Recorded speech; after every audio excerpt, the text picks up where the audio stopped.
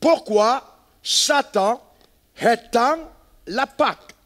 Point d'interrogation. Pourquoi Satan étend la Pâque? Hébreux 11, versets 27 à 29. Vous savez, s'il y a une fête que nous devons célébrer en tant qu'enfants de Dieu, pas simplement en un seul jour, mais de façon perpétuelle, c'est vraiment la Pâque en l'honneur de l'Éternel. Cependant, cette célébration ne peut avoir lieu que si nous avons vraiment compris. Qu'est-ce que c'est la Pâque? Qu'est-ce que ça représente? Quels sont les mystères et les vérités cachées derrière cette célébration? Et pourquoi Satan s'est employé à transformer cette fête en une fête religieuse? Ce n'est pas une fête religieuse. Non, vous comprendrez pourquoi je refuse qu'on l'appelle une fête religieuse. C'est même la fête de la démonstration de la vie. C'est la fête de la victoire. Ce n'est pas une fête religieuse. Au-delà, il y a des vérités profondes à saisir et à comprendre. Hébreux 11, verset 27. C'est par la foi qu'il quitta l'Égypte, sans être effrayé de la colère du roi, parlant de Moïse, car il se montra ferme, comme voyant ce qui est invisible. C'est par la foi qu'il fit la Pâque et l'aspersion du sang, afin que l'exterminateur ne touchât pas au premier-né des Israélites. C'est par la foi qu'il traversa la mer Rouge comme un lieu sec, tandis que les Égyptiens qui en firent la tentative furent engloutis. Eh bien, quand vous posez la question à un chrétien lambda sur la raison de la célébration de la Pâque, on vous ramènera en souvenir le sacrifice de chaque agneau dans des maisons et du sang qui avait été mis sur les deux poteaux et sur les linteaux. C'est très bien. Cependant, il est important de revenir au verset 28. La Bible dit, c'est par la foi qu'il fit la Pâque. C'est-à-dire, la Pâque n'a pas de sens si la foi n'est pas derrière. Voyez-vous, c'est par la foi qu'il fit la Pâque. Il n'a pas fait la Pâque simplement comme un simple acte religieux, mais parce qu'il y avait derrière une confiance qui était placée justement en ce que signifiait cet acte qui était posé. Il y avait derrière les desseins de Dieu qui s'accomplissaient par préfiguration au travers justement du sacrifice de chaque agneau dans chaque maison. Et la Bible dit que c'est par la foi qu'il fit l'aspersion du sang, afin que l'exterminateur ne touchât pas au premier-né des Israélites. C'est-à-dire que si on avait le sang qui avait été mis sur les deux poteaux et sur les linteaux des maisons des enfants d'Israël, sans que la foi n'en soit l'initiateur de l'acte, alors cet acte n'aurait pas eu de portée spirituelle importante. Voyez-vous, c'est très fondamental. Très fondamental. Donc, c'est la foi derrière l'acte de Moïse qui a donné à la Pâque d'être la Pâque.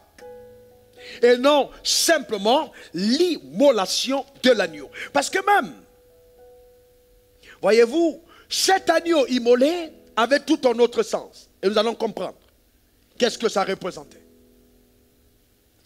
Donc, si la foi était ôté à cet acte prophétique d'immolation d'un agneau et de l'aspersion du sang sur les deux poteaux et les deux linteaux des maisons, rien ne se serait produit dans ces maisons le jour de la libération.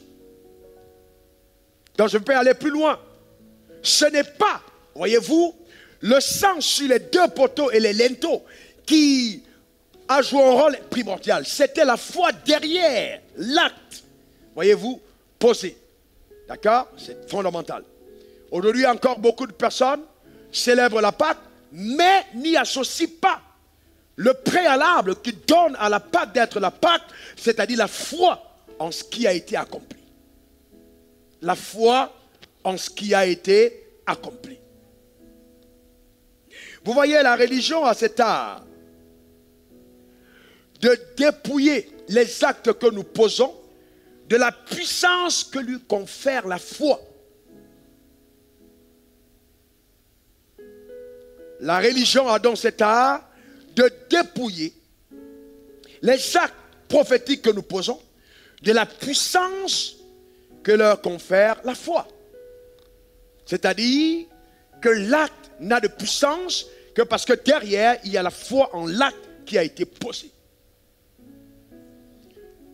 C'est pourquoi, justement, Satan hait la Pâque.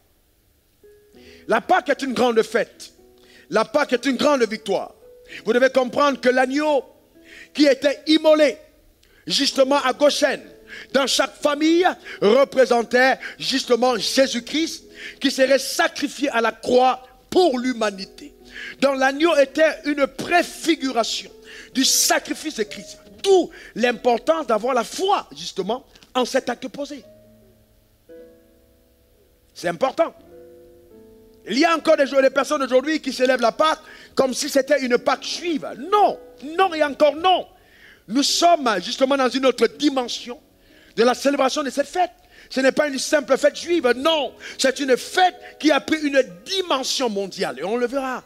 Et donc qui doit être célébrée partout sur la terre où les saints et les rachetés se trouvent. Eh bien, effectivement, dans 1 Corinthiens 5, verset 7, il est écrit « Christ, notre Pâque, a été immolé ». Donc pour nous, en tant que croyants, nous n'allons pas simplement nous arrêter à cet agneau qui était immolé dans l'Ancien Testament, qui était immolé par les Juifs à Goshen quand ils étaient esclaves en Égypte. Nous allons plus loin. Nous comprenons que cet agneau immolé était la préfiguration de l'agneau que Dieu enverrait pour libérer le monde. Donc Christ, notre Pâque, a été immolé. Écoutez-moi attentivement. Il y a souvent des confusions qui naissent inutilement. Christ, d'accord, c'est loin, c'est-à-dire le Messie. Celui que Dieu a choisi, celui que Dieu a envoyé. Donc quand la Bible dit Christ, notre Pâque a été immolé, il s'agit de Jésus qui a été immolé. Voyez-vous? Parce que avant que Jésus ne naisse, beaucoup d'enfants en Israël s'appelaient déjà Jésus. Ce qui donne à Jésus d'être le Messie, c'est Jésus-Christ. Christ n'est pas le prénom de Jésus. Mais Christ, c'est justement préciser qu'il s'agit de Jésus qui était le Messie, qui est venu et envoyé par Dieu sur la terre pour ôter les péchés du monde.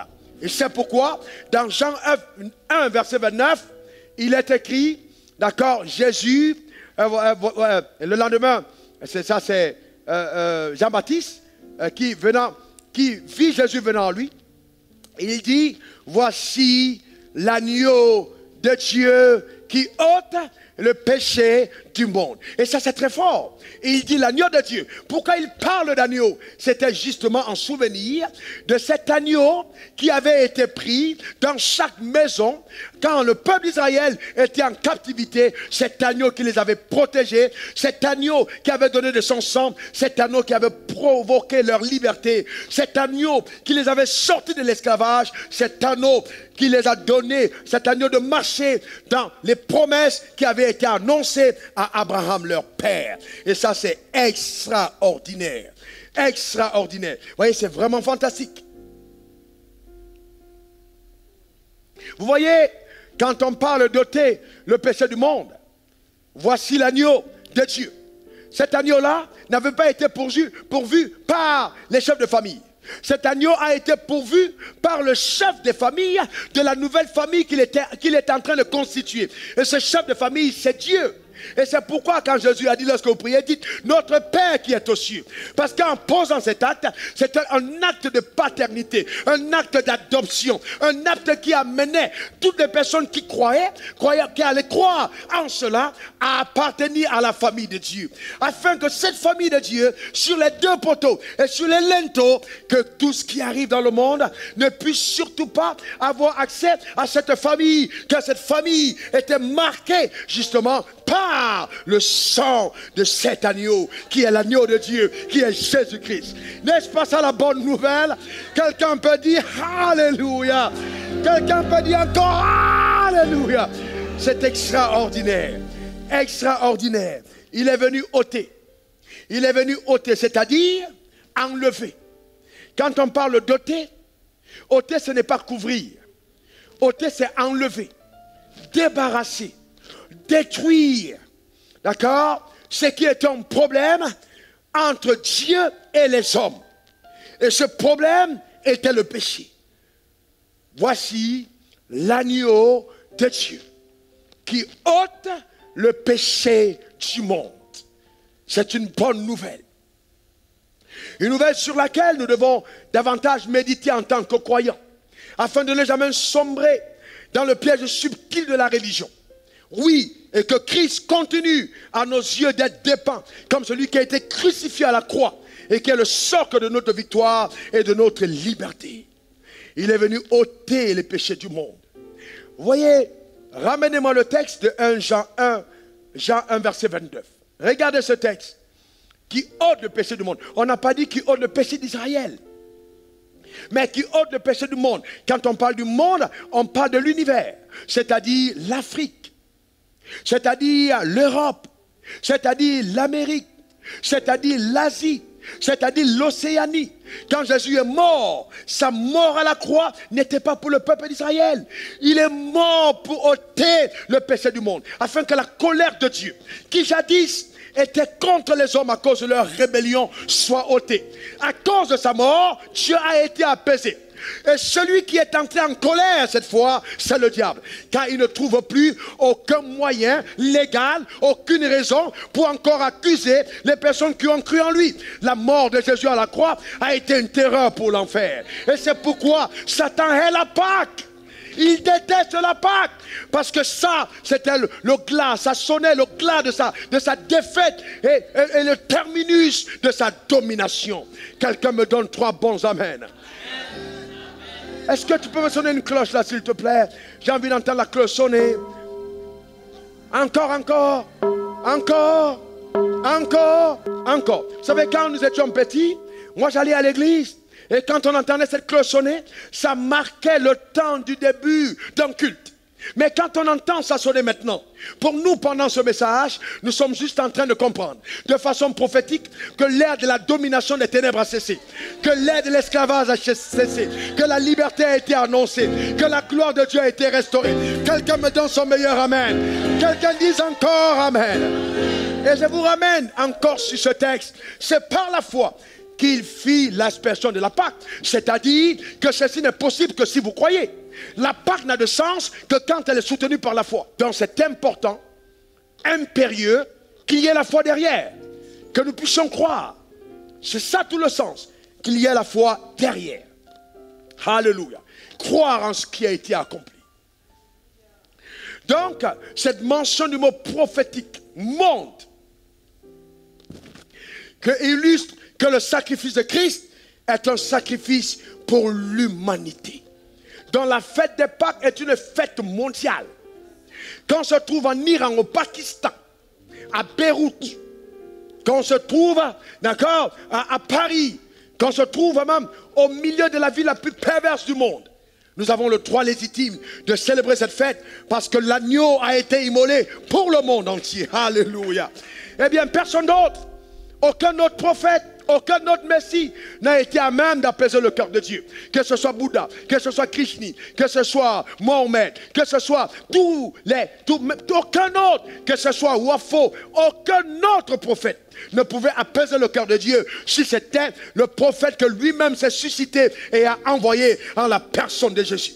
Ce qui donne à Jésus d'être Jésus, c'est cette capacité qu'il a d'avoir eu en lui la vie de Dieu, le sang précieux, le seul capable d'apaiser la colère de Dieu, de réconcilier Dieu avec les hommes et les hommes avec Dieu. C'est extraordinaire, extraordinaire. Et c'est fantastique, voyez-vous. Et vous voyez, vous devez aussi comprendre que si, et ça c'est très profond, ça c'est très profond. Je voudrais mettre une pause, baisser la cadence, permettre à chacun d'entre nous de bien saisir. Alléluia. Vous savez, je suis en train de vous voir dans vos maisons.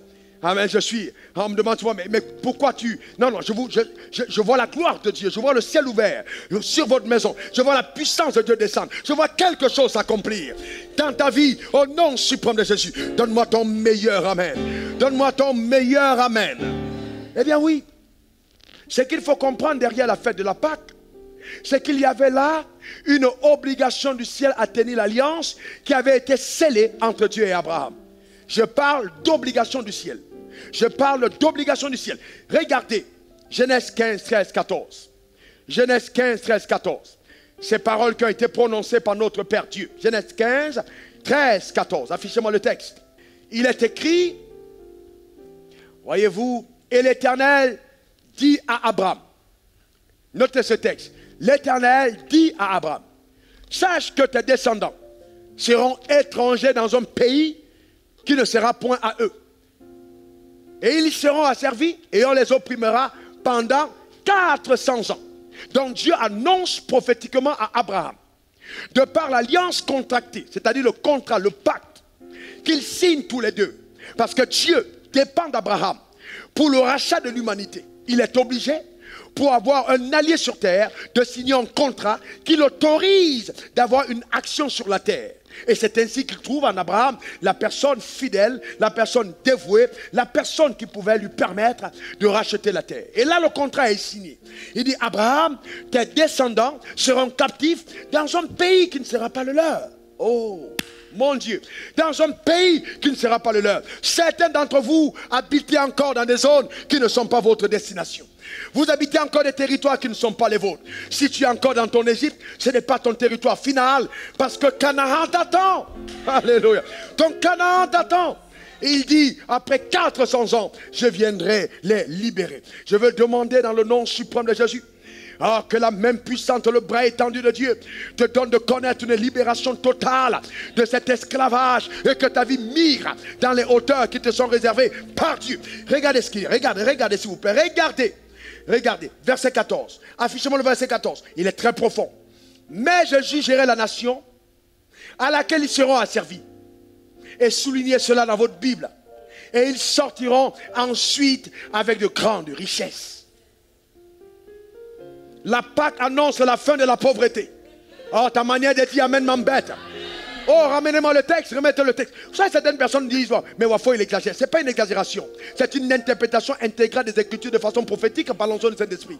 Ramenez-moi le texte, ramenez le texte. Et ils sortiront ensuite avec de grandes richesses. Certains d'entre vous sont mal sortis, vous devez ressortir. Les richesses sont ton partage et ta portion. Donne-moi le meilleur des amens. Vous voyez, donc comme le peuple était captif en Égypte, Dieu devait tenir cette parole.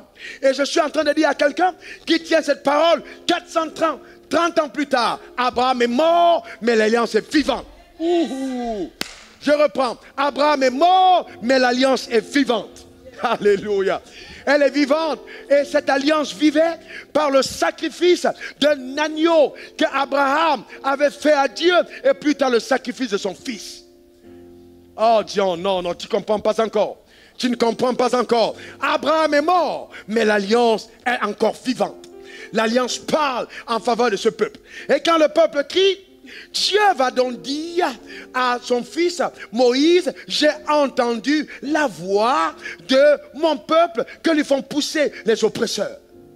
Eux se regardaient comme des esclaves, mais Dieu regardait ce peuple comme le peuple d'alliance. La saison dans laquelle tu te trouves actuellement n'est pas le déroulé ou alors le descriptif parfait de la destinée que Dieu te réserve. Souvent ton esclavage cache une royauté. Et la saison est arrivée parce que nous sommes à Pâques pour toi d'entrer dans la plénitude de ta royauté. Donne-moi le meilleur des amens. Dis encore amen. Et c'est pour ça qu'un jour Jésus rencontre les Juifs. Il dit, oh, vous savez vous les gars, vous êtes esclaves. Il dit, non, hein. Nous ne sommes pas esclaves. Nous sommes esclaves de rien. Parce que nous, on n'a pas de problème, nous sommes des enfants d'Abraham. Il dit, attention, celui qui pêche est esclave du péché. Jean 8, verset 34. Là, il parle, il va donc faire une autre transfiguration, en montrant que l'Égypte, c'est le monde. Et que ce qui nous tient captifs, c'est le péché du monde. Dans ce péché, nous tient dans l'esclavage. Est-ce que vous savez que le problème de Covid-19, les pandémies qu'on a sur la terre aujourd'hui, c'est la conséquence de la rébellion de l'homme, c'est la conséquence du péché. Oui, il est écrit Romains 3, verset 23, tous ont péché et ont été privés de la gloire de Dieu. Les hommes sortant de l'autorité de Dieu, les hommes sortant du schéma parfait de Dieu, les gens rejetant Dieu, les hommes rejetant Dieu, justement ont vu jusqu'où leur maître, le tyran, le menteur, le barbare, Satan est capable de mener leur vie. Et donc ça c'est vrai.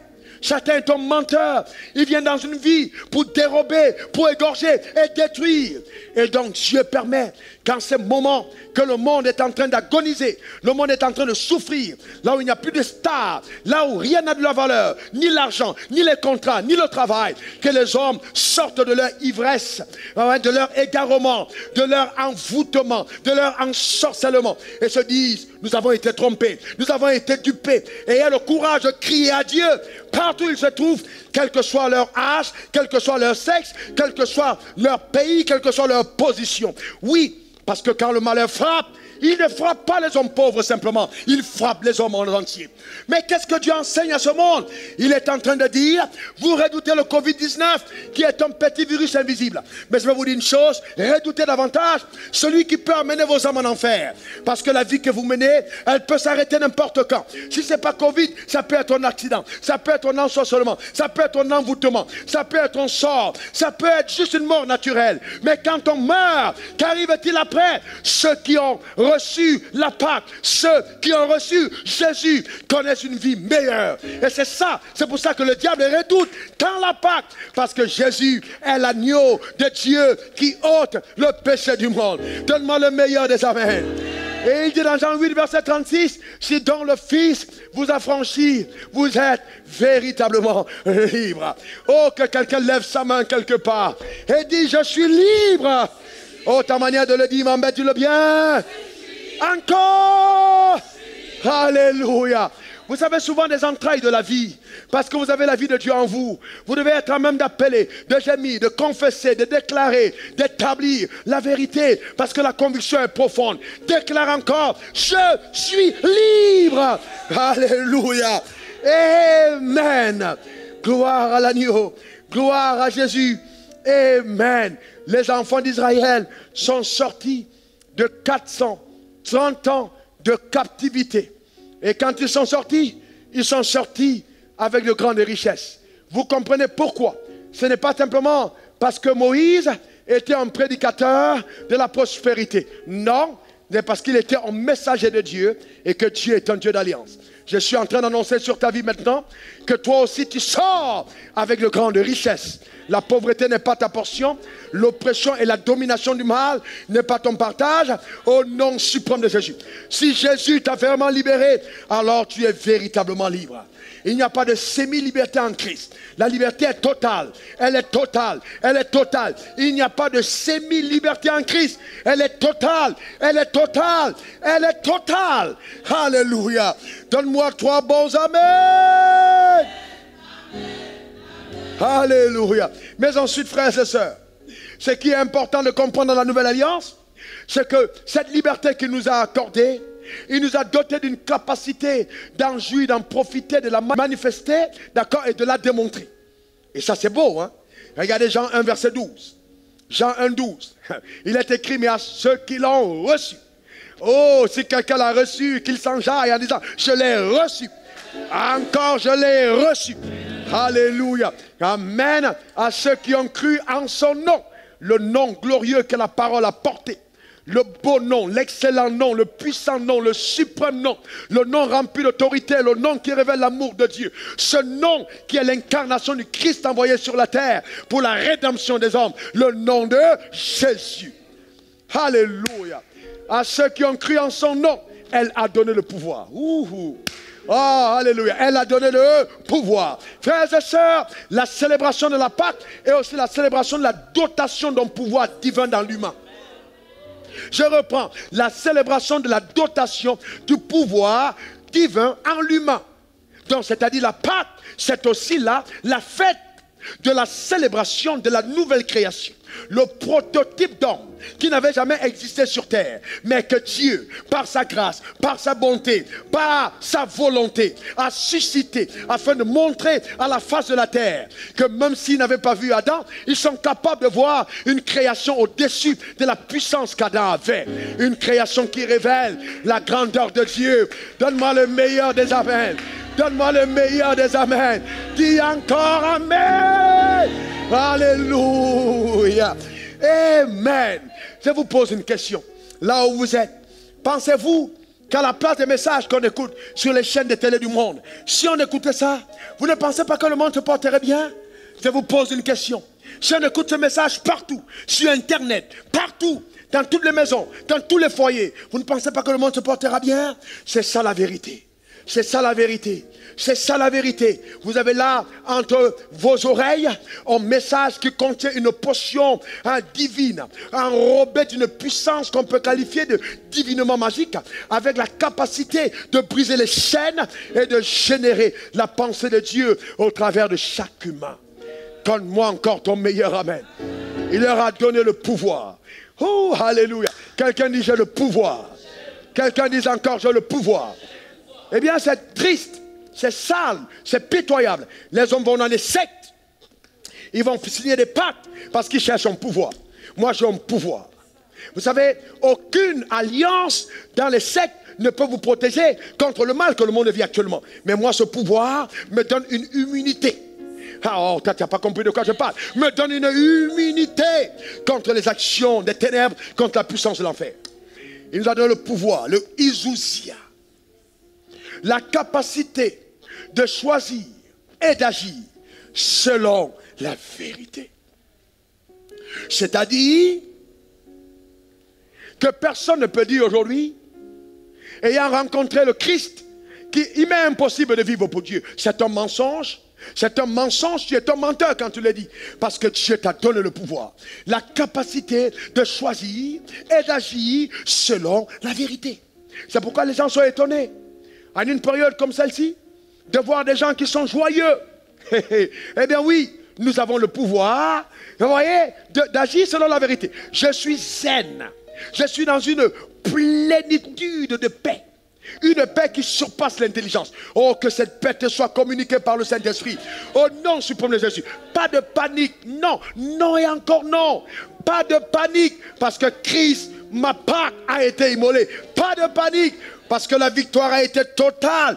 Pas de panique parce que sur les maisons, là encore, sa maison, la grande maison de la grande famille, se trouve le sang sur les deux poteaux et sur les linteaux. Qui est le petit Satan pour pouvoir oser entrer dans la grande maison de Dieu? Alléluia. Oh mon Dieu, quelle joie, quel bonheur. N'est-ce pas ça l'évangile? C'est pas ça l'évangile? Prêchons l'évangile de vérité. Alléluia. Voyez, ce pouvoir est en toi. Ce pouvoir est en toi. Tu as reçu Jésus, tu as un pouvoir. Et c'est pour ça que le diable hait la Pâque. Parce que la Pâque marque la fin de sa domination sur ta vie. La fin de son oppression, mais la manifestation de ta liberté. La Pâque apporte une différenciation claire entre ceux qui sont du royaume et ceux qui ne le sont pas. Pendant que les premiers-nés tombent à gauche, les familles sont saines et protégées à droite à cause de l'alliance. C'est fort ça, c'est extraordinaire, c'est puissant. Et chacun d'entre nous devrait donc avoir dans son cœur cette parfaite révélation. Frères et sœurs, laissez-moi faire cette déclaration qui va mettre en courroux les religieux et en courroux toutes les personnes qui ne croient pas à la vérité. Écoutez-moi bien. Un véritable enfant de Dieu ne meurt pas dans une pandémie. Ta manière de dire amen m'embête. Un véritable enfant de Dieu ne meurt pas dans une pandémie. Je te garantis, on ne meurt pas. Il est peut-être possible qu'un en un aîné ait été touché, ou deux en aient été touchés, mais un enfant de Dieu ne meurt pas dans une pandémie. Encore, je vais plus loin. La pandémie en contact avec un enfant de Dieu meurt. Parce que c'est ça la zone, c'est ça le territoire d'arrêt. Est-ce que quelqu'un comprend de quoi je parle? Propriété inviolable. C'est pourquoi quand je parle de la foi, je dis la foi en la Pâque. Ce n'est pas juste la Pâque, mais la foi. Le problème, c'est que si vous dites aujourd'hui c'est Pâque, vous devez croire en cette vérité. Vous devez croire en cette vérité. Quand l'exterminateur est passé, il n'a pas touché les maisons des Juifs. Il n'a pas touché les maisons d'Israël à cause de l'alliance. Et je dis sur ta vie que Satan ne te touchera pas. Au nom de ta manière de dire amen, m'embête. Donne-moi le meilleur des amen. Dis encore amen. Ouh, alléluia. Parce que le pouvoir est en toi. Il est à l'intérieur. Il est en toi. C'est pourquoi, frères et sœurs, la foi est importante. La foi est vitale. La foi est primordiale. Ne soyez pas comme ceux qui vont à l'église et qui raisonnent. Ne raisonnez pas. La parole de Dieu est vraie. Croyez du cœur. Croyez simplement du cœur. Croyez simplement du cœur. C'est très important. Ne vous souciez plus simplement d'être membre d'une famille. Et c'est d'une église aussi. C'est en ce sens que Covid-19 a rendu service à la communauté. En amenant chacun d'entre nous à revoir sa communion, à revoir sa relation. La Pâque donne à chacun d'entre nous de prendre conscience de la liberté qui est la nôtre. Oh, gloire à Dieu. Gloire à Dieu. Voyez-vous, c'est important. Vous ne devez pas simplement mener une vie religieuse dénuée de toute dimension surnaturelle. Non. Parce que, en fait, la Pâque sonne le glas d'une vie monotone pour une dynamique de vie surnaturelle. Parce que dès que la Pâque a été célébrée, le surnaturel a commencé. Oh oh! Alléluia! Vous imaginez un esclave pendant esclave, fils d'esclave, et fils d'esclave, et fils d'esclave. Parce qu'il y a 430 ans d'esclavage. Qui va demander à son voisin, hey, donne-moi tes richesses. Oh, donne-moi tes biens. Et que le gars tremble et lui donne tout ce qu'il a à donner et qu'il sort. Vous imaginez ça?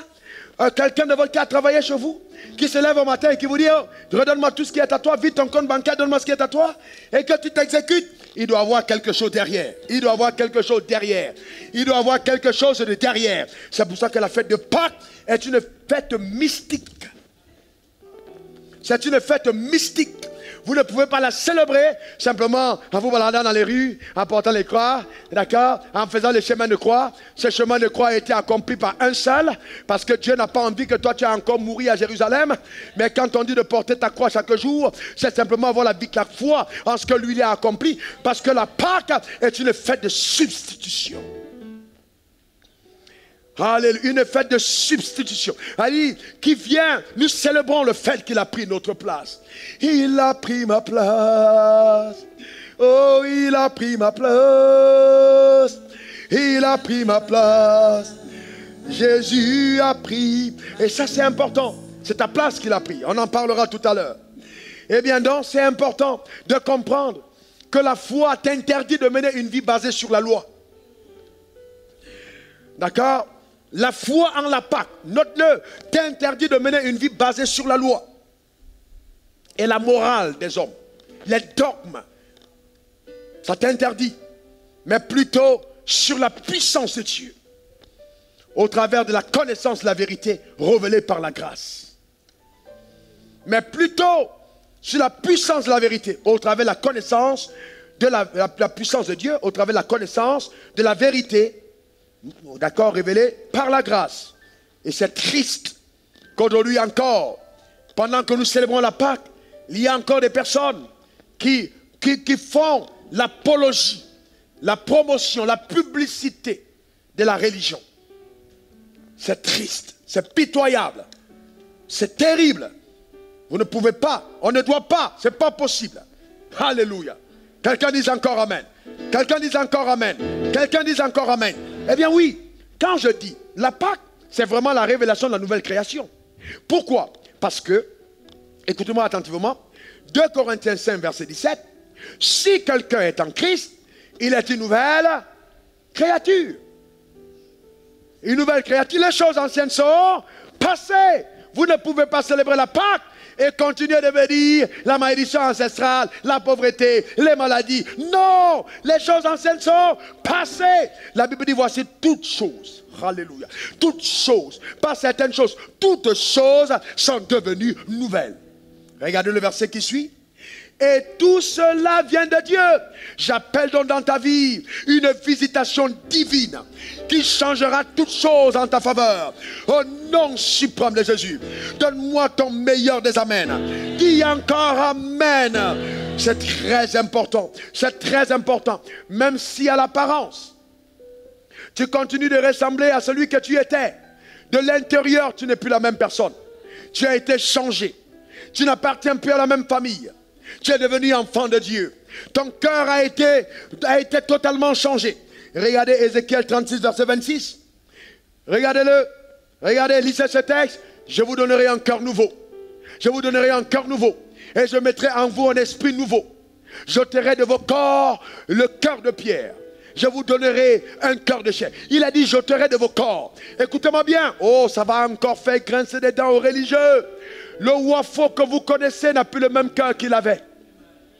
Il a dit, j'ôterai de vos corps. C'est-à-dire, une opération chirurgicale divine a été accomplie dans mon cœur, dans mon corps. Et le cœur à l'intérieur de mon corps a été ôté. Dieu m'a donné un cœur nouveau. Quelqu'un croit en la vérité, quelqu'un croit en la parole de Dieu, c'est exactement ce qui s'est produit. Le corps a été visité et le cœur a été changé. Et il dit, je te donne un cœur nouveau.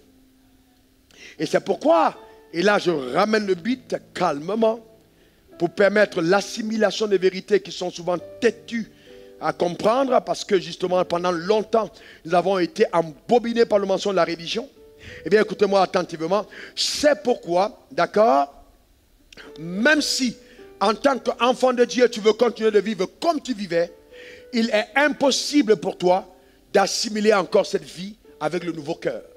Je reprends. Certaines personnes me diront, mais pasteur, pourquoi dans l'église on attend des gens qui viennent?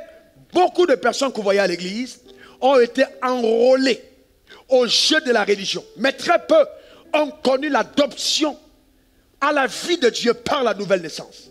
Parce que si vous êtes véritablement né de nouveau, il y a des choses qui sont impossibles. Et je n'ai pas dit que la nouvelle création ne peut pas pécher. Non, en fait, elle ne peut pas demeurer dans le péché. Il y a des choses qui ne sont plus assimilées, dans lesquelles on n'est plus à l'aise. Tu ne peux plus te lever et mentir et essuyer ta bouche comme si de rien n'était. Non, parce que quand tu dormiras la nuit, quelque chose à l'intérieur de toi te dira, ce n'est pas ce que tu devais faire, c'est pas ce que tu devais faire. On n'est plus à l'aise dans le mensonge, on n'est plus à l'aise dans tout ce qui ne plaît pas à Dieu. Donc, ce n'est plus parce que le pasteur t'a vu, parce que ton voisin t'a vu, c'est parce que ton cœur ne s'accommode plus au type de vie que tu es en train de mener. Et c'est dramatique parce qu'on a beaucoup de personnes qui sont même pasteurs, qui sont assistants, qui sont responsables dans l'église, mais qui n'ont pas connu le miracle de la nouvelle naissance. Ah, la Pâque annonce justement l'émergence d'un nouveau spécimen humain. Et ça aussi, c'est justement la victoire de la Pâque. C'est ce qu'il y a d'extraordinaire. Nous avons là la démonstration de la force de l'amour, car Dieu a tant aimé le monde qu'il a donné son Fils unique. Et c'est important de comprendre que par la nouvelle naissance, nous sommes devenus en Christ Jésus la justice de Dieu. 2 Corinthiens 5, verset 21. Et ça, le diable n'aime pas la Pâque. Parce que la Pâque, justement, est donc la démonstration de ta justification. 2 Corinthiens 5, verset 21. Celui qui n'a point connu le péché, il a fait devenir péché pour nous. La Bible dit, il n'a point connu le péché. Il a fait devenir péché pour nous, afin que nous devenions en lui justice de Dieu. Donc ça veut dire que nous sommes donc, voyez-vous, devenus en Christ Jésus la justice de Dieu. Et ça c'est intéressant. Nous parlons de justice de Dieu, c'est-à-dire l'habileté de se tenir dans la présence de Dieu sans aucun complexe d'infériorité. C'est-à-dire que nous avons retrouvé l'image et la ressemblance de Dieu. Nous ne sommes plus inférieurs à Dieu. Nous n'approchons plus Dieu comme des personnes qui approchent un être lointain, un Dieu méchant qui est prêt à nous punir. Mais non, quand nous prions, nous pouvons dire maintenant notre Père qui est aux cieux. Nous pouvons entrer dans la présence de Dieu avec une grande assurance. Nous sommes devenus enfants de Dieu. Nous appartenons à la famille de Dieu. Alléluia. Et ça c'est extraordinaire. Nous sommes la justice de Dieu. Voyez-vous, dans la justice, n'est pas la conséquence de tes œuvres. Non, et encore non, et non, mais plutôt de ta foi en Christ Jésus, la Pâque qui a été immolée pour ta rédemption. Et ça, c'est extraordinaire. Nous sommes donc justifiés par la foi en Jésus-Christ. Donc tes œuvres n'ont rien à faire, même si tes œuvres illustrent justement ta position de juste. Ce n'est pas par tes œuvres que tu es justifié, non. Mais parce que tu es justifié, alors la capacité t'est donnée d'œuvrer, de vivre, de marcher comme un enfant de Dieu. Et c'est là la grande différence, la totale différence. C'est pourquoi la Bible dit, celui qui est né de nouveau ne pratique pas le péché, il ne peut même pas pécher parce que la sémence de Dieu est en lui. Voyez-vous, c'est très important. Jésus a payé le prix, Jésus est notre rançon. Et toi et moi sommes devenus la parfaite illustration que Dieu a eu raison sur le diable et que la défaite de l'enfer est une réalité manifeste. Alléluia. Alléluia. Une réalité manifeste. Est-ce que quelqu'un peut acclamer le Seigneur pour cela? Amen. C'est extraordinaire. C'est extraordinaire. Jésus, la rançon, a été payée. Regardez ce que la Bible dit dans Matthieu 20, verset 28. Car c'est ainsi que le Fils de l'homme est venu, non pour être servi, mais pour servir et donner sa vie comme rançon de plusieurs. Quand on a arrêté un otage, l'otage reste en captivité aussi longtemps que la rançon n'a pas été payée. Mais dès que la rançon est payée, la rançon oblige donc la libération de l'otage. Et Jésus est venu comme étant la rançon que Dieu a payée afin que nous sortions de la captivité du péché et de la domination de Satan. Et c'est pourquoi nous pouvons chanter avec joie, il a pris ma place, il a pris ma place. Il a pris ma place, Jésus a pris ma place, il est fidèle, fidèle, il est fidèle, fidèle, oh Jésus est fidèle. Jésus est fidèle, oh oui, Jésus est fidèle, Jésus est... N'oublions pas que la Pâque est une fête de célébration, on chante encore. Il est fidèle, oh, célébrons ensemble la victoire, oh, fidèle, entends, il est fidèle, fidèle.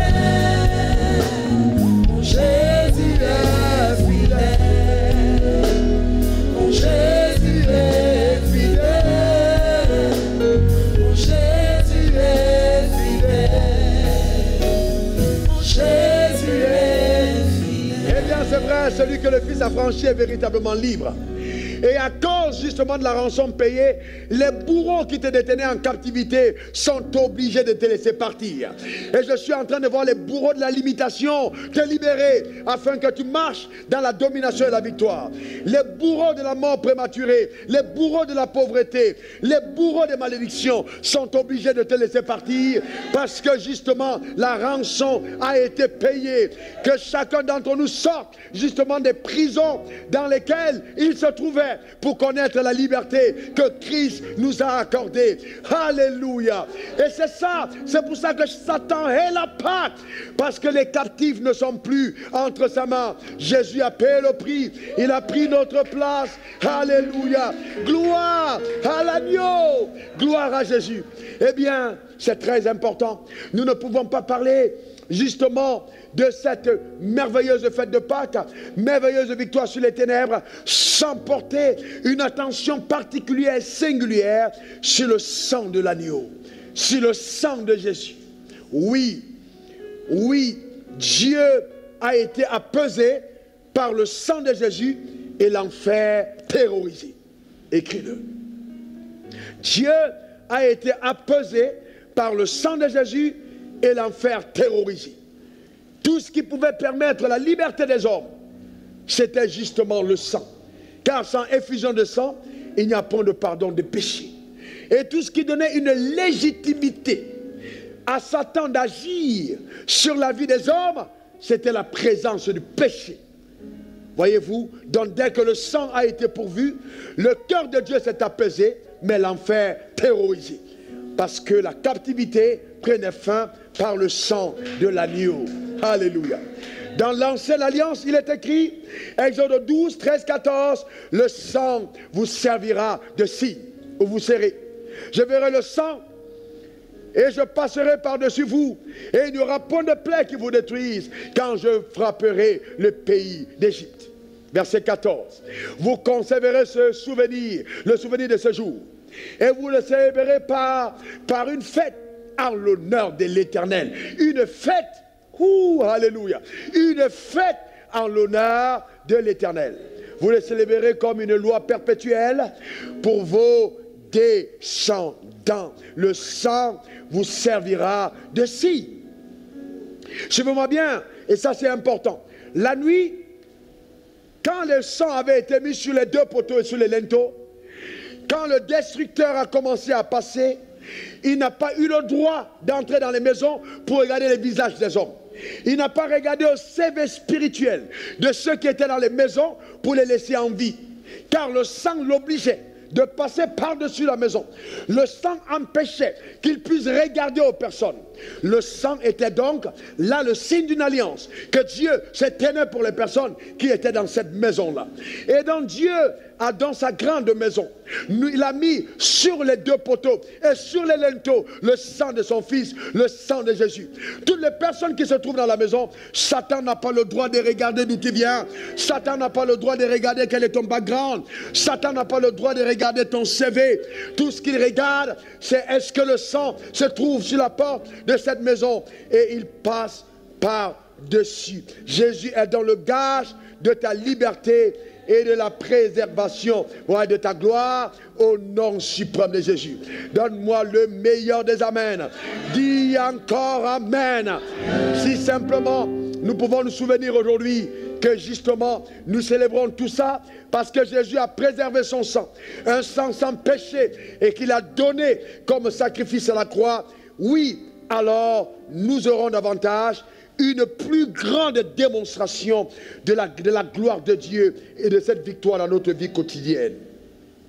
Dans Hébreux 12, verset 24, la Bible dit que le sang de Jésus parle encore mieux que celui d'Abel. C'est-à-dire, ce sang n'est pas un sang qui a cessé de parler, il parle encore. À l'heure où je parle, le sang parle, la voix du sang se fait entendre, le sang parle de la justice, le sang parle de la liberté, le sang parle de ta libération, le sang parle de ta restauration. N'oublie pas que justement la Pâque, c'est la fin de la vie d'esclavage pour le début d'une vie de royauté. Et donc que ta royauté soit révélée au nom suprême de Jésus. Ta manière de dire amen m'embête. Le sang plaide de la cause des saints. Oui, Jésus continue aujourd'hui à intercéder. Écoutez-moi bien, je vous donne une révélation importante. Si vous pensez que vous êtes béni et vous êtes comblé, vous êtes transformé, vous êtes visité, à cause de vos prières, vous vous trompez. Je vais vous dire que nous avons un avocat auprès de Dieu, la personne de Jésus-Christ de juste. L'avocat est là de nuit et de jour, il intercède en faveur des saints. Il plaide la cause des saints. Et le Saint-Esprit aussi intercède pour les saints. Donc c'est important, frères et sœurs, que nous puissions le comprendre.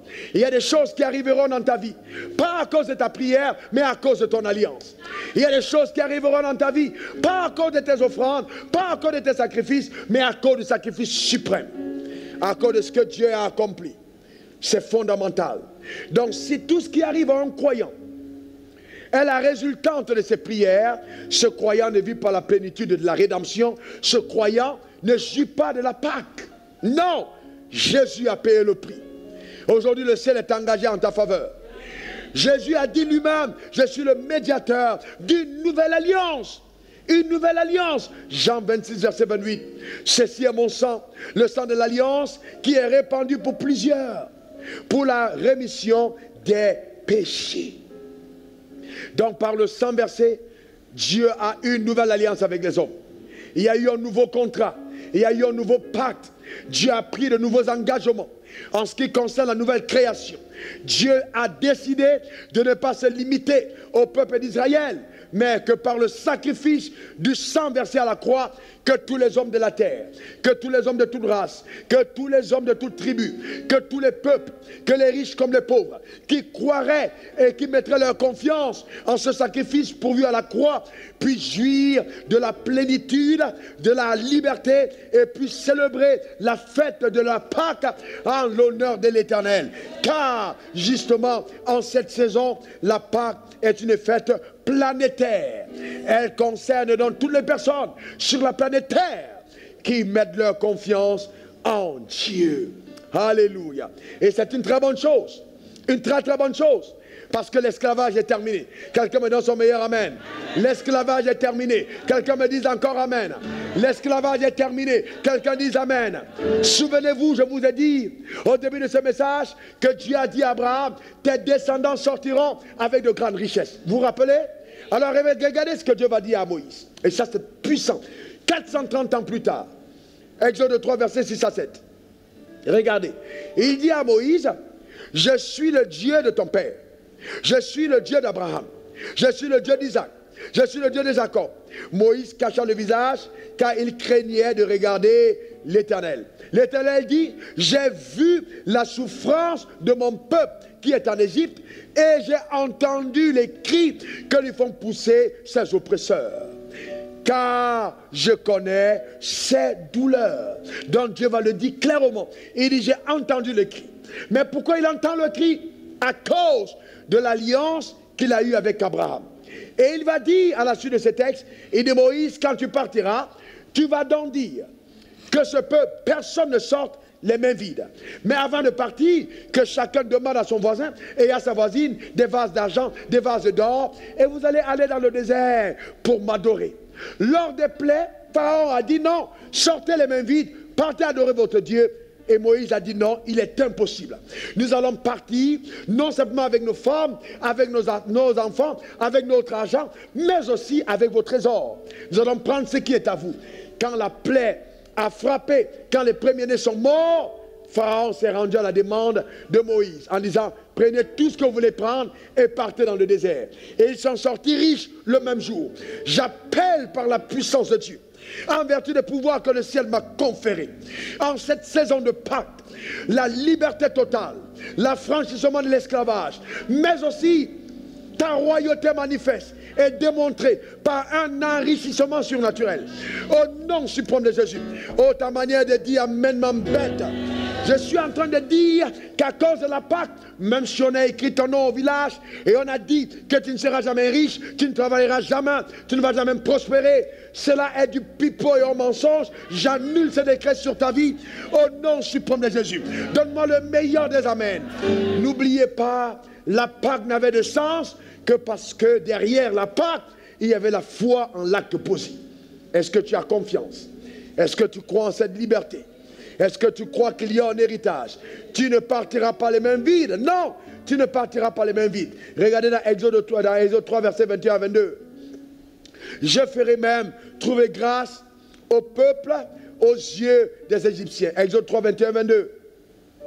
Et il dit, chaque femme demandera à sa voisine et à celle qui demeure dans sa maison des vases d'argent, des vases d'or, des vêtements. Et vous mettrez sur vos fils et vos fils et vous dépouillerez les Égyptiens. Regardez, il dit des vêtements que vous mettrez sur vos fils et sur vos filles.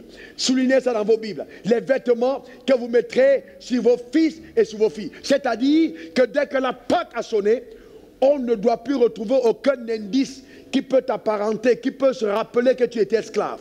C'est-à-dire même ton apparence a changé immédiatement. Vous mettrez sur vos fils. Votre habillement, votre accoutrement doit démontrer que la captivité est terminée. Afin que quand on vous regarde, qu'on ne retrouve pas une seule trace de votre vie dans l'esclavage. Que cela soit ton partage, que cela soit ta portion. Au nom suprême de Jésus, donne-moi le meilleur des amens. Dis encore amen. Notre alliance est meilleure. Notre alliance est meilleure. Jésus-Christ est médiateur d'une alliance meilleure. Si dans l'ancienne alliance, les Juifs sont sortis de la captivité, pareillement, Et quand je parle des Juifs, je parle de la nation d'Israël. Ils étaient d'abord des esclaves. Regardez ce que la Pâque est capable de faire. La Pâque prend des esclaves et les transforme en une puissance visible et une puissance durable. Israël est ce qu'elle est à cause de la Pâque. Alors si Israël est craint par les États-Unis, si Israël est craint par le Japon, si Israël est craint par la Chine, si Israël est craint par les hommes, dans la chair, en ce qui me concerne, en ce qui te concerne, c'est une vérité pour moi. Je suis craint, je suis respecté, ma dignité m'est restaurée à cause de la Pâque. Donne-moi ton meilleur amen. Au nom de ta manière de dire amen m'embête. N'oubliez pas, c'est par la foi qu'il fit l'aspersion, voyez-vous, de la Pâque. Donc s'il n'y a pas de foi derrière, cela ne sert à rien. Jésus t'a restauré, donne-moi le meilleur des amens. Jésus t'a restauré, donne-moi le meilleur des amens. Et il a pris ta place. Et toi tu as pris la sienne. Regarde donc ce qui te réserve. Regarde la place que tu as prise. Regarde la position que tu occupes. Regarde ce que te confère cette identité. Oh, Apocalypse 5, verset 12. Apocalypse 5, verset 12. Il disait, je crois qu'à la fin de ce message, tu vas danser, tu vas tourner. Même la nuit, tu dors, tu vas te réveiller en célébrant. Amen, car ce que Dieu a fait est extraordinaire. Regardez, Apocalypse 5, verset 12. Il disait d'une voix forte, l'agneau qui a été immolé est digne de recevoir la puissance, la richesse, la sagesse, la force, l'honneur, la gloire et la louange. On dit l'agneau qui a été immolé. Cependant, cet agneau qui a été immolé, il a décidé de prendre ta place de pécheur. Et il t'a donné sa place. Donc maintenant, ce n'est pas l'agneau qui est digne de recevoir, mais c'est toi qui reçois à la place de l'agneau, écoute bien, la puissance. C'est pour ça que Dieu t'a donné un pouvoir. C'est pour ça que tu marches sur les serpents, les scorpions. La richesse. Oh, je maudis la pauvreté dans ta vie. Au nom suprême de Jésus.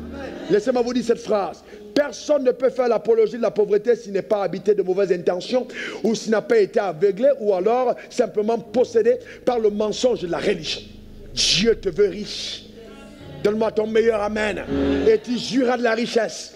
Coronavirus n'est pas assez puissant pour empêcher la parole de Dieu de se manifester à ton égard. C'est que le monde vit est en train de créer un couloir de faveur pour te permettre de passer à une autre dimension de richesse. Donne-moi le meilleur des amens. Je ne suis pas pauvre, dis-le encore. Oh, s'il te plaît, dis-le encore. La Bible parle de la sagesse, c'est ton partage. La force, alléluia. L'honneur. Or, je vois quelqu'un qui hier n'était pas respecté en réunion de famille. Tout le monde attendra. Tu es venu avec 2 jours de retard, mais on a décalé la réunion. Parce que sans ta présence, la réunion n'a pas de sens. Oh, tu es digne, reçois l'honneur au nom suprême de Jésus.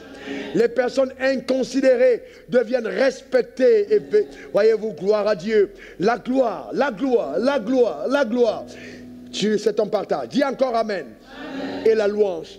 On ne va pas te louer à la place de Dieu, mais tellement ce que Dieu fera dans ta vie sera extraordinaire qu'on sera obligé d'accorder la louange à Dieu à partir de ta vie.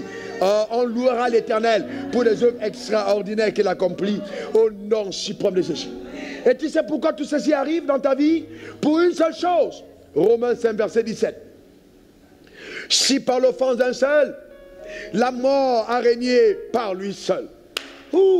Par l'offense de qui? D'un seul. La mort a régné par qui? Par lui seul. Écoute-moi bien. À plus forte raison, ceux qui reçoivent l'abondance de la grâce. Reçois la grâce de façon abondante dans ta vie. L'abondance de la grâce. Et du don de la justice. C'est-à-dire nous les saints. Régneront-ils au ciel? Régneront-ils au ciel? Au ciel. Alors c'est ce que certains menteurs pensent. Régneront-ils au ciel? Non, mais dans la vie, par les diplômes, par la science, par les connexions naturelles. Ils régneront par quoi? Par Jésus-Christ. Et par Jésus-Christ, lui seul. Je suis en train de te dire que la Pâque qui a été immolée est suffisante pour ton règne. Tu n'as pas compris de quoi je parle. Par Jésus-Christ, lui seul. Oh, retrouve ta position de règne. pour toute ta position de règne. Oui, Dieu veut que tu règnes. Le crois-tu? Le crois-tu vraiment? Le crois-tu? Est-ce que tu le crois? Laisse-moi te faire un petit coup de gueule à toi qui es religieux. Si aujourd'hui, Dieu condamnait la nouvelle création, après avoir reçu Jésus en sacrifice, Dieu serait menteur. La nouvelle création n'est plus condamnable. Aussi longtemps qu'elle fait référence au sacrifice de Jésus à la croix. Nous avons pris sa place, il a pris la nôtre. Et ça, c'est extraordinaire. Arrêtons donc de mener notre vie comme si nous étions ce que nous sommes à partir de nos efforts. Tout est grâce. Quelqu'un dise grâce. Quelqu'un dise grâce. La grâce est une faveur. Et le salut t'est accordé par plus grâce. Cette grâce est encore disponible. Jésus a dit, je me tiens à la porte de ton cœur, je frappe. Si tu entends ma voix, n'endurcis pas ton cœur, comme au jour de la révolte. Aujourd'hui encore, cette grâce du salut est capable d'entrer dans ton cœur. Cette grâce est capable de t'être accordée. Oh, tu me diras, mais pasteur Wafo, tu exagères. Je suis déjà membre d'une église. Bien, on peut être membre d'une église et terminer en enfer. Mais jamais enfant de Dieu et terminer en enfer. Parce qu'il y a une différence entre ceux qui ont été adoptés par la religion et ceux qui sont engendrés par la foi en Dieu au travers de Jésus-Christ. Donc refuse l'adoption, brise le contrat d'adoption à la religion. Non, ton père était pasteur et tu es devenu fidèle en Christ. Où est le jour où tu es né de nouveau? Tu es né de nouveau quand toi? Qu'est-ce que tu as rencontré Jésus? Oh non, j'ai aimé l'église, la manière dont le pasteur prêche, j'aime comment est-ce qu'il s'habille, j'aime la climatisation, j'aime le décor, j'aime ci, ça, tout ça, c'est de l'apparence. Je parle de ta relation avec Jésus. Est-ce que tu l'as rencontré? Est-ce que ton cœur a été changé? Est-ce que quand tu te mets à genoux dans ta chambre, tu sais que le ciel est ouvert au-dessus de toi? Est-ce que tu as été translaté des ténèbres vers la lumière? Est-ce que tu es sorti de la domination de Satan? Est-ce que tu vis pour Dieu? C'est de ça qu'il est question. Et on voit aujourd'hui des croyants, j'ai dit des croyants, et même des pasteurs qui tremblent devant ce que le monde traverse. Oh non, triste, pitoyable. Tu es enfant de Dieu. Nous sommes la lumière du monde. Vous savez, ce monde ne peut tomber dans les ténèbres que si nous ne sommes pas là. Nous sommes la lumière du monde. Nous sommes la lumière du monde. Donc garde ta lumière allumée, frère. Ce que le monde traverse, tu n'as pas à trembler comme tout le monde. Non. Il dit, oh mais c'est Jésus qui dit, même les cheveux, rien n'arrivera dans ta vie par hasard. Écoute-moi bien, même les cheveux de ta tête sont comptés. Et la Bible dit, aucun de ces cheveux ne tombera par terre sans la permission de Dieu. C'est-à-dire que même quand on peigne, fait tomber un cheveu et que Dieu dit, j'ai permis que ça tombe. Donc si Dieu veille jusqu'aux cheveux de ta tête, qu'en est-il donc d'un virus malsain qui est en train de vouloir détruire tes poumons et ton corps, ton cœur pour t'envoyer en terre avant ton heure? C'est pas possible. Est-ce que quelqu'un peut dire c'est pas possible? Est-ce que quelqu'un peut dire c'est pas possible? Eh bien, très bien, notre Dieu demeure encore fidèle. Je l'ai dit, dites-le à 21h, tous les jours, notre Dieu demeure encore fidèle. Il est là, au-dessus de la médecine. Il est fidèle. Il est vivant, frère. Il est vivant. Est-ce que nous croyons vraiment à la Pâque? Arrêtons les jeux religieux. Entrons dans la révélation de cette vérité et vivons cette victoire. C'est notre partage, c'est notre portion au nom suprême de Jésus. Ouvre ton cœur et expérimente cette victoire. Je l'appelle le pouvoir de la nouvelle naissance. Frère, ne te contente pas d'être pasteur. Il y a beaucoup de pasteurs qui prêchent la vérité mais qui n'aiment pas la vérité et qui ne vivent pas la vérité. La vérité est tellement puissante qu'elle peut procurer des gains à ceux qui la professent. Mais ce sont des gains temporaires. Ce sont des gains qui vont s'arrêter. Mais quand vous la vivez, la vérité, elle vous amène dans la vie présente à jouir de l'héritage qui est réservé aux saints en Christ Jésus. Et plus tard dans l'éternité, à aller retrouver la place que Jésus est allé vous préparer. C'est pourquoi nous ne pouvons pas nous comporter comme les païens qui sont là, qui paniquent, qui sont dans la peur. Frères et sœurs, toi et moi, à cause de la Pâque, nous ne partirons pas de la terre avant notre heure. Impossible. Il peut arriver qu'à la sortie de l'Égypte, on traverse le chemin et qu'on soit touché par des serpents brûlants. Le serpent brûlant va nécessiter que nous puissions ne plus marcher en regardant simplement sur la terre, mais nous souvenir qu'il y a un sang qui était versé et ce sang nous a préservés. Comme ça, quand les serpents brûlants nous touchent, nous levons les regards pour regarder au serpent d'airain. Ça veut dire Dieu est en train de dire à partir d'aujourd'hui, vos tribulations ne sont plus réglées en regardant au naturel, mais en regardant la victoire qui a été pourvue à la croix. Regardez à la victoire et vous mangerez la manne, et vous mangerez la caille, et vous aurez l'eau qui va jaillir du rocher, et vous aurez les bénédictions de Dieu, et la mer se fendra au-devant de vous, et vous vivrez de belles histoires. Ce n'est pas une question de loi, c'est une question de grâce. Quelqu'un me donne le meilleur des amens. Dis encore amen. Que Dieu te bénisse cette fois, béni, béni, béni, béni, béni, béni, béni, au nom suprême de Jésus. Donne-moi le meilleur des amens. Dis encore amen. Et quelqu'un dit, mais pasteur, parfois je ne comprends pas. Il aime toujours parler béni, béni. Mais comment tu veux que je dise maudit, maudit, maudit, hein? La première chose que Dieu fit, qu'elle a rencontré l'homme, il a béni. Je dis encore, tu es béni cette fois plus. Béni, béni, béni, béni, béni, béni et béni. C'est ça ton partage. Au nom suprême de Dieu.